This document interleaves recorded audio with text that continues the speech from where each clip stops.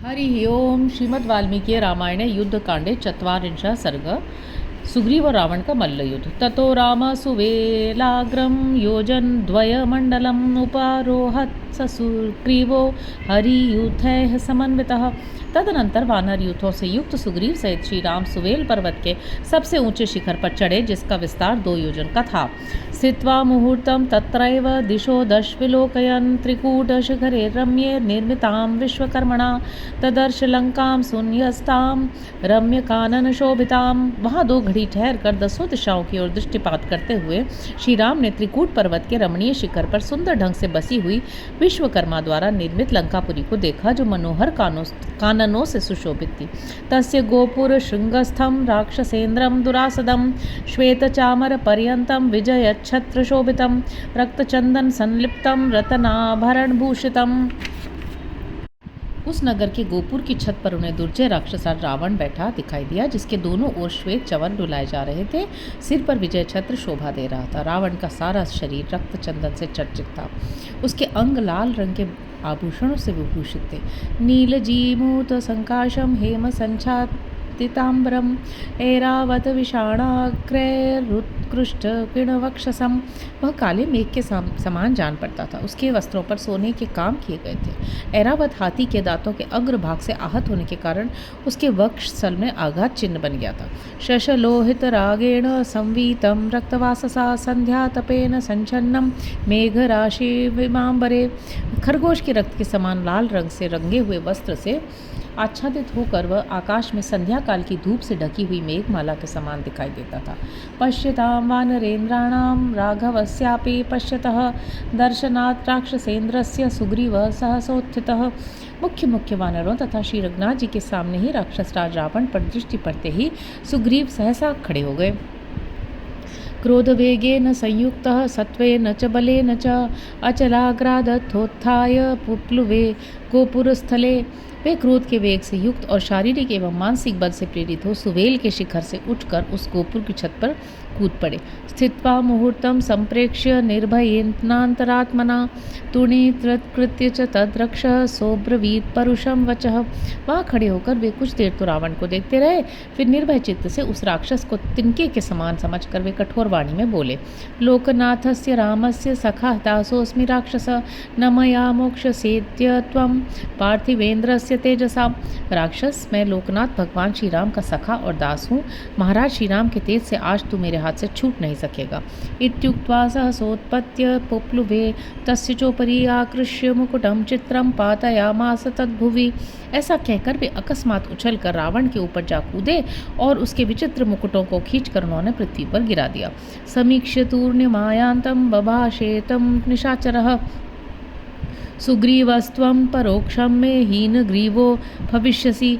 उन्हें इस प्रकार तीव्र गति से अपने ऊपर आक्रमण करते देख रावण ने कहा, अरे जब तक तू मेरे सामने नहीं आया था तभी तक सुग्रीव था सुंदरकंठ से युक्त, अब तो तू अपनी इस ग्रीवा से रहित हो जाएगा।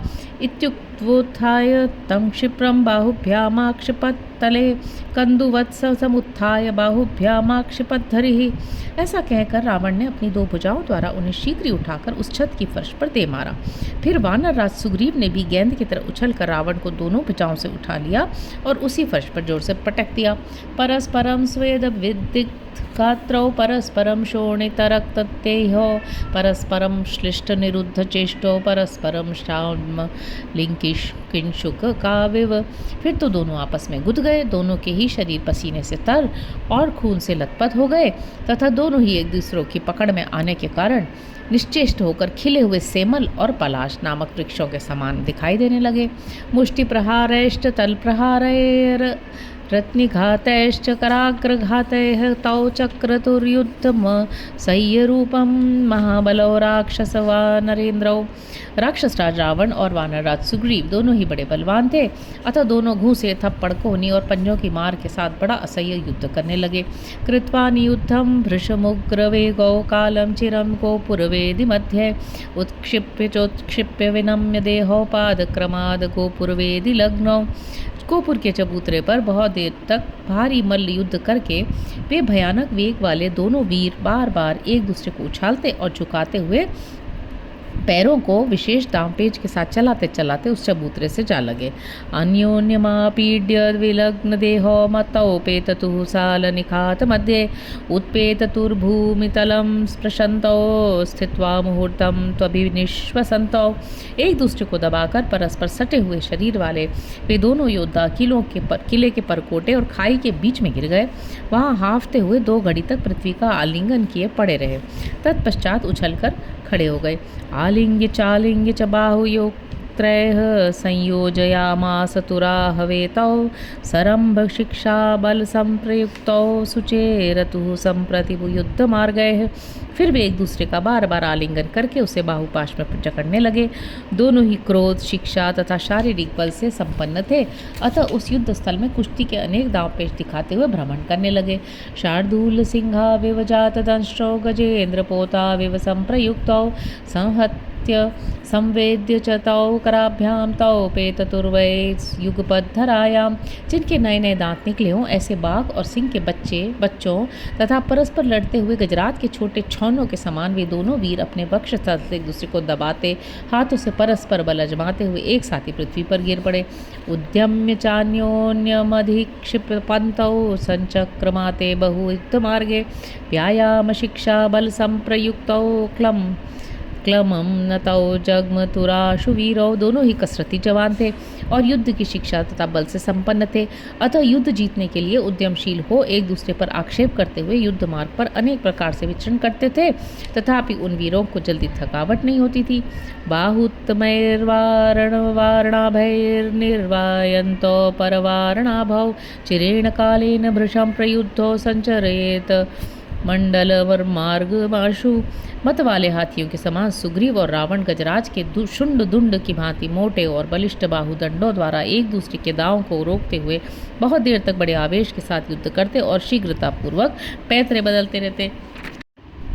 तौ परस्परमासाद्य यत्तावन्योन्यसूदने मार्जाराविव भक्षार्थे वतस्थाते मुहुर्मुहुः। वे परस्पर भिड़कर एक दूसरे को मार डालने का प्रयत्न कर रहे थे, जैसे 2 बिलाव किसी भक्ष्य वस्तु के लिए क्रोधपूर्वक स्थित हो परस्पर दृष्टिपात कर बारंबार गुर्राते रहते हैं। इसी तरह रावण और सुग्रीव भी लड़ रहे थे। मंडलानि विचित्राणि स्थानानि विविधानि च गोमूत्रकाणि चित्राणि गत प्रत्यात कतानि च। विचित्र मंडल और भांति भांति के स्थान का प्रदर्शन करते हुए गोमूत्र की रेखा के समान कुटिल गति से चलते और विचित्र रीति से कभी आगे बढ़ते कभी पीछे हटते थे। तिरश्चिन्नगतानि तथा वक्रगतानि च परिमोक्षं प्रहाराणां वर्जनं परिधावनम् अभिद्रवणमाप्लावम् वस्थानं सविग्रहं परावृत्तं पावृत्तं पद्रुत वप्लुतम् उपन्यस्तं पन्यस्तं युद्धमार्ग विशारदौ तौ विचेरतुरन्योन्यम वानरेन्द्रश्च रावणः। वे कभी तिरछी चाल से चलते, कभी टेढ़ी चाल से दाएं बाएं घूम जाते, कभी अपने स्थान से हटकर शत्रु के प्रहार को व्यर्थ कर देते, कभी बदले में स्वयं भी दांव पेच का प्रयोग करके शत्रु के आक्रमण से अपने को बचा लेते। कभी एक खड़ा रहता और दूसरा दौड़ लगाता, कभी दोनों एक दूसरे के सम्मुख शीघ्रतापूर्वक दौड़कर आक्रमण करते, कभी झुककर या मेंढक की भांति धीरे से उछलकर चलते, कभी लड़ते हुए एक ही जगह पर स्थिर रहते, कभी पीछे की ओर लौटते, कभी सामने खड़े हो ही पीछे लौटते, कभी विपक्षी को पकड़ने की इच्छा से अपने शरीर को सिकोड़कर या झुकाकर उसकी ओर दौड़ते, कभी प्रतिद्वंदी पर पैर से प्रहार करने के लिए नीचे मुंह किए उस पर टूट पड़ते, कभी प्रतिपक्षी योद्धा की बाह पकड़ने के लिए अपनी बाहें फैला देते और कभी विरोधी की पकड़ से बचने के लिए अपनी बाहों को पीछे खींच लेते। इस प्रकार मल्ल युद्ध की कला में परम प्रवीण वानर राज सुग्रीव तथा रावण एक दूसरे पर आघात करने के लिए मंडलाकार विचर रहे थे। एतस्मिन्नन्तरे रक्षो माया बलमत्थामत्न आरब्धूमुपसम्पेदे ज्ञात्वा तं वानराधिपः उत्पपात तदाकाशं जितक्लमः रावणः स्थित एवात्र हरिराजेन वंचितः। इसी बीच राक्षस रावण ने अपनी माया शक्ति से काम लेने का विचार किया। वानर राज सुग्रीव इस बात को ताड़ गए, इसलिए सहसा आकाश में उछल पड़े। वे विजय उल्लास से सुशोभित होते थे और थकावट को जीत चुके थे। वानर राज रावण को चकमा देकर निकल गए और वो खड़ा खड़ा हाथ देखता रह गया। अथ हरिवरनाथ प्राप्त संग्राम कीर्तिर्निशिचर मतिमाजौ योजयित्वा श्रमेण गगनमति विशालं लंकयित्वार्कसूनु हरिगणं बलमध्ये राम पार्श्वं जगाम। जिन्हें संग्राम में कीर्ति प्राप्त हुई थी वे वानर राज सूर्यपुत्र सुग्रीव निशाचरपति रावण को युद्ध में थकाकर अत्यंत विशाल आकाश मार्ग का लंघन करके वानरों की सेना के बीच श्री रामचंद्र जी के पास जा पहुँचे। इति स सवित्र सुनुस्तत्र तत्कर्म कृत्वा पवन गतिरनीकं प्रविशत् संप्रहष्टः रघुवर नृपसूनोर्वर्धयन् बुद्युद्धहर्षं तरुमृग गणमुख्यैः पूज्यमानो हरीन्द्रः। इस प्रकार वहाँ अद्भुत कर्म करके वायु के समान शीघ्रगामी सूर्यपुत्र सुग्रीव ने दशरथ राज कुमार श्री राम के युद्ध विषयक उत्साह को बढ़ाते हुए बड़े हर्ष के साथ वानर सेना में प्रवेश किया। उस समय प्रधान वानरों ने वानर राज का अभिनंदन किया। इत्याश्री श्रीमद् रामायणे वाल्मीकि आदि काव्ये युद्धकांडे ४ सर्ग। इस प्रकार श्री वाल्मीकि निर्मित आर्ष रामायण आदि काव्य के युद्धकांड में 40वां सर्ग पूरा हुआ। हरि ओम।